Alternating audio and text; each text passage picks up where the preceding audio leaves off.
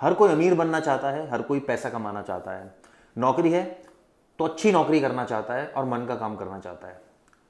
क्या ऐसा हो पाता है या नहीं हो पाता है, आज इसी पर चर्चा है। दरअसल ये चर्चा इसलिए है क्योंकि इसके पीछे जुड़ा है अपराध। नमस्कार, मेरा नाम है चिराग गोठी, मेरे साथ है फारूक मैब हैदर। हैदर साहब, क्या कहानियां बताइए जरा दर्शकों को। देखिए, ये कहानी एक ऐसे शख्स की है जो एक सामान्य नौकरी कर रहा था, लेकिन उसके दिमाग में कहीं ना कहीं बैक ऑफ द माइंड ये चल रहा था कि उसे एक बड़ा बिजनेस सेटअप करना है। इस चक्कर में उसने कई बार एक खाका खींचने की कोशिश की कि वो किस तरह से किस काम को शुरू करेगा और किस तरह से वो उसको आगे बढ़ाएगा। बाकायदा पूरी प्लानिंग के साथ वही सारे काम कर रहा था। लेकिन वो फंसता तब है जब वो इस चक्कर में फ्रॉड करने की कोशिश करता है। हालांकि उसके साथ एक अच्छी बात ये रही कि जो वो फ्रॉड ऑनलाइन करने की कोशिश कर रहा था, उससे पहले ही उसके एक दोस्त ने उसे रोक लिया और उसको इस जुर्म की दुनिया में जाने से बचा लिया। लेकिन वहाँ उसको एक सबक मिला कि कामयाबी ओवरनाइट नहीं मिलती है। आपको उसके लिए धीमे धीमे कदम आगे बढ़ाने पड़ते हैं, बहुत सिस्टमेटिकली आगे बढ़ना पड़ता है। और सबसे बड़ी बात ये कि उसके लिए अगर आपके पास कोई प्लान है तो उसके लिए फ़ंड कहाँ होगा, कहाँ से आएगा, उसका कानूनी तरीका आपके पास होना चाहिए। मतलब वो जायज़ तरीका हो, नाजायज़ तरीके का इस्तेमाल नहीं करना चाहिए। यानी ये कहा जाए कि रोज़ मरना पड़ता है तो इसमें कुछ गलत नहीं होगा, क्योंकि जो बंदा रोज़ मरता है वही रोज़ जीता है और वही अच्छा काम करता है। इस कहानी में भी कुछ इसी तरह हुआ, जैसा हैदर भाई ने बताया कि वो अपराध करने वाला था लेकिन उसके दोस्त ने उसको आगाह कर दिया। ऐसे में अब सवाल ये उठता है कि इस कहानी से हमने क्या सबक लिया। क्या वाकई बिजनेस करना, जो लोग नौकरी कर रहे हैं, हम कहते हैं ना हम नौकरी कर रहे हैं, बिजनेस कहाँ हम करेंगे, हमारे तो हम नौकरी करेंगे अच्छी, फिर आपको अगर अच्छा ऑफर आता है तो उससे बड़ी नौकरी करते हैं आप। लेकिन बाय द टाइम क्या पैरेलली चीज़ें चल सकती हैं, यानी कि नौकरी भी साथ में करें और व्यापार भी साथ में करें, क्योंकि यही उस शख्स की हसरत थी जो पूरी नहीं हो पाई। मुझे जहाँ तक लगता है कि नौकरी और व्यापार एक साथ कर पाना थोड़ा सा टफ होता है, नामुमकिन नहीं होता है, लेकिन थोड़ा टफ होता है। लेकिन अगर आप किसी ख़ास काम में महारत हासिल रखते हैं, जैसे फ़र्ज़ कीजिए किसी को पेंटिंग का शौक़ है, किसी को राइटिंग का शौक़ है, किसी को व्लॉग बनाने का शौक़ है, किसी को कैमरा ऑपरेट करने का शौक़ है, तो वो अपनी नौकरी के साथ इंडिविजुअली वो कर सकता है, जिसे हम लोग आसान भाषा में फ्रीलांसिंग बोलते हैं। तो वो फ्रीलांसिंग करने से उसे दो तरह के फ़ायदे होते हैं। एक तो उसको थोड़ा सा आर्थिक मदद होती है, दूसरा उसके जो पैशन है वो उसको ज़िंदा रखने की कोशिश में कामयाब होता है। क्योंकि जो जैसे हम देखते हैं कई सारे वीडियोस बनाते हैं, कई फैमिलीज़ बनाती हैं और बड़े अच्छे चल रहे हैं चैनल। यूट्यूब पे कई सारे चैनल्स हैं जो फैमिलीज़ बना रही हैं, जिनमें उनका ज़्यादा खर्चा भी नहीं आ रहा है, लेकिन वो बहुत अच्छा चल रहा है, वो अपना पैशन फॉलो कर रहे हैं, कहने का मतलब ये है। लेकिन हैदर भाई, इतना आसान भी नहीं होता। आपको कैमरा भी खरीदना पड़ेगा, अगर मान लीजिए फ़र्ज़ कीजिए आप कोई वीडियोज़ बनाना चाह रहे हैं, अच्छा आपको इक्विपमेंट भी लेने पड़ेंगे, आपको सेटअप बनाना पड़ेगा, उसके लिए प्लानिंग करनी पड़ेगी, बजट अरेंज करना पड़ेगा, बजट का जुगाड़ करना पड़ेगा, उसके बाद चले ना चले तो बाद की बात है, पहले इतना काम तो करना ही पड़ेगा। देखिए, इसमें कोई डाउट नहीं है कि ये हर काम मुश्किल होता है, हर काम आसान भी होता है। लेकिन सबसे आसान काम, मतलब सबसे आसान तो नहीं कहना चाहिए, लेकिन सबसे आसान तरीके से शुरू किया जाने वाला जो काम है आज के दौर में, वो यूट्यूब चैनल है। वो बहुत से लोग होते हैं, देखिए किसी को मैथ अच्छी आती है, किसी को मैथ्स अच्छी आती है, तो वो ऑनलाइन मैथ्स पढ़ा सकता है। उसके लिए उसका जो खर्चा होगा वो टोटल एक कैमरे का, एक लाइट का, एक बैकग्राउंड का, यानी कि बहुत ज़्यादा अगर आप लगा लीजिए तो वो कुछ 10,000 में सारी नहीं, चीज़ें लेकिन अच्छा रहती हैं। कैमरा तो 10,000 में नहीं आता। नहीं, शुरुआत में आप बहुत से लोगों को हमने देखा कि शुरुआत में वो अपना मोबाइल इस्तेमाल करते हैं, ठीक है, और एक घर में एक ऐसी जगह चूज़ करते हैं जहाँ पे बैकग्राउंड अच्छा हो, वो वहाँ पे, या ब्लैक बोर्ड लगा हो अगर पढ़ाने का काम है तो वो इस तरह से शुरू करते हैं। जैसे जैसे उन्हें यूट्यूब से आमदनी होने लगती है, वो अपने आप को अपग्रेड करना शुरू करते हैं। बहुत सारे ऐसे एग्जाम्पल हैं, जैसे टेक गुरुजी ले लीजिए, या फिर आप बीबी के वाइन्स, जो आज, मतलब ये सारे वो लोग हैं जो आज यूट्यूब की दुनिया के बादशाह हैं और जो इनका जो मंथली इनकम है वो करोड़ों रुपए में है।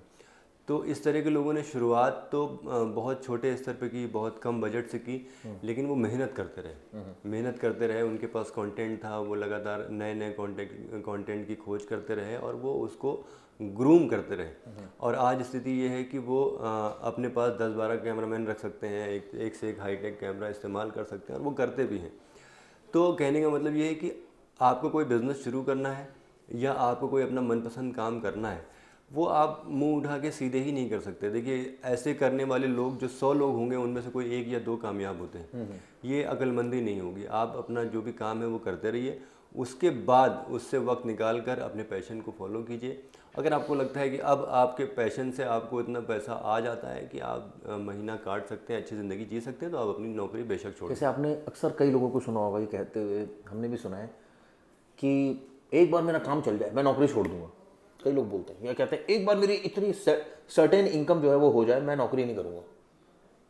या कई लोगों को हमने देखा जो नौकरी में बहुत ग्रो करते हैं, यानी कि जिनकी सैलरी कम थी पहले, वो धीरे धीरे बढ़ती है, फिर धीरे धीरे और उनकी बढ़ती है। वो कंपनी को कंपनी नहीं मानते कि वो एक कंपनी में काम कर रहे हैं, वो अपनी कंपनी मानते हैं, वो अपना काम मानते हैं, वो इतने पैशन होकर काम करते हैं। जैसे मेरे पीछे जो कैमरे के पीछे खड़े विनोद जी, ये बड़े टैलेंटेड आदमी हैं। ये इनके लिए वक्त का कोई वो नहीं है। इनको अगर आप कहो कि 10 घंटे काम करना है, 11 घंटे करना है, ये खुशी से करेंगे। कहने का मतलब ये बहुत कम लोगों में चीज़ होती है जो कंपनी को अपना माने, जो ये कहे कि इस कंपनी ने मुझे ग्रो किया है, मेरी फैमिली को ग्रो किया है और आगे भी करेगी, तो मैं इसके प्रति वफादार रहूँ। ये सबसे इंपॉर्टेंट चीज़ होती है। मुझे लगता है कि चाहे कोई भी काम करे, ऐसा नहीं है कि कई लोगों का ये मन में आता है कि मैं कंपनी के लिए काम कर रहा हूँ, कंपनी को ग्रो कर रहा हूँ, उससे मुझे क्या फ़ायदा हो रहा है। ऐसा नहीं है, आपको भी फ़ायदा हो रहा है, कंपनी को भी फ़ायदा हो रहा है। और जब कंपनी को फ़ायदा होगा तो ऑब्वियसली वो आपको फ़ायदा पहुँचाएगी कंपनी।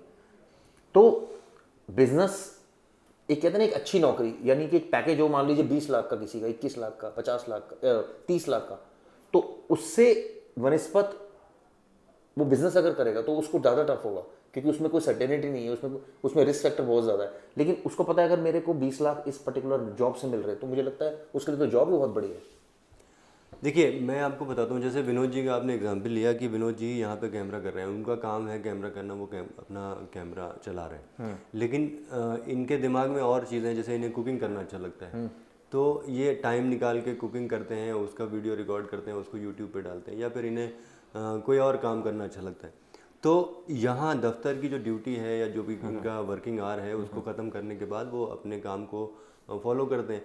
जब उन्हें लगता है कि हाँ अब साल 2 साल में ये पैसे ठीक ठाक आने लगे हैं और ये एक रेगुलर इनकम होने लगी है जो हमारी सैलरी के बराबर है या उससे ज़्यादा है, तब इन्हें लगता है कि हाँ अब ये नौकरी छोड़ सकते हैं। लेकिन इसमें एक दिक्कत और आती है, मान लीजिए आप कोई स्टार्टअप करना चाह रहे हैं, आपको थोड़ा बहुत पैसा तो लगाना ही पड़ेगा उसमें।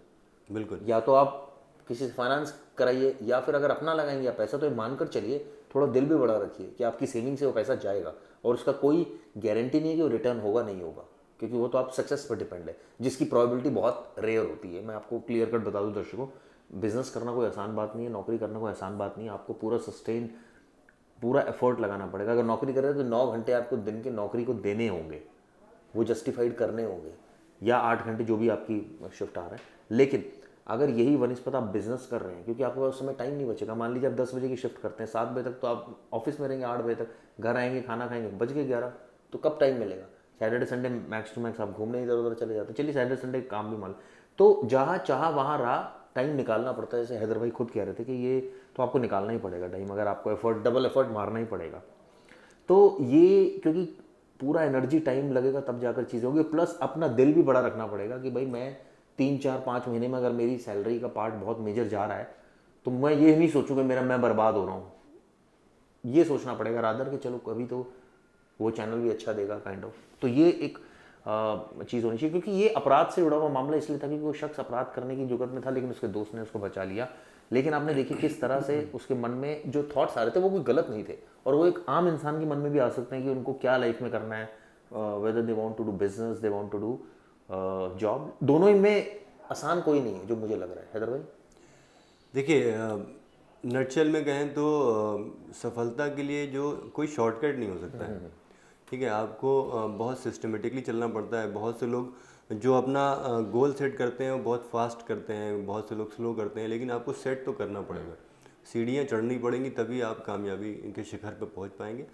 तो इस तरह से मतलब किसी मतलब ऐसा रास्ता जो सही नहीं है, जो गैर कानूनी है, उसका इस्तेमाल ना करें। जो भी आपका पैशन है उसको फॉलो करें, जो भी टारगेट है उसको सिस्टमेटिकली फॉलो करें और आपको कामयाबी ज़रूर मिलेगी।